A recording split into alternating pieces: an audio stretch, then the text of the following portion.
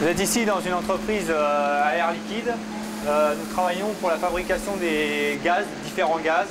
Et en tant que chaudronnier, je m'occupe des machines, donc aussi pour découper et tracer les tôles. Un chaudronnier il est ici pour faire du montage, faire de la fabrication de tôles, former de la tôle et souder. Au départ, on reçoit en fait des tôles qui sont complètement plates et qui sont dimensionnées par des standards. Et ces tôles, en fait, ils sont amenés ici pour être découpés à des longueurs voulues, dimensionnées pour des fabrications, pour obtenir des colonnes. Là, on envirole une tôle. Alors, en fin de compte, au départ, on va amorcer l'envirolage par ce qu'on appelle un trocage.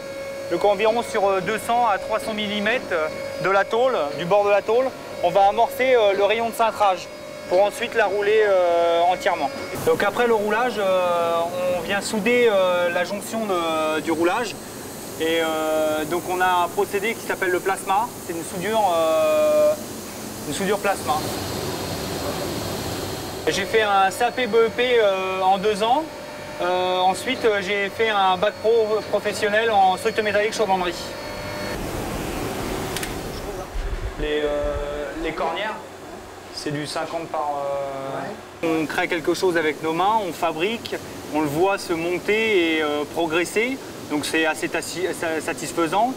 En plus, on est plus ou moins impliqué en tant que responsabilité, étant donné qu'on est quand même responsable de nos montages ainsi de ce qu'on crée.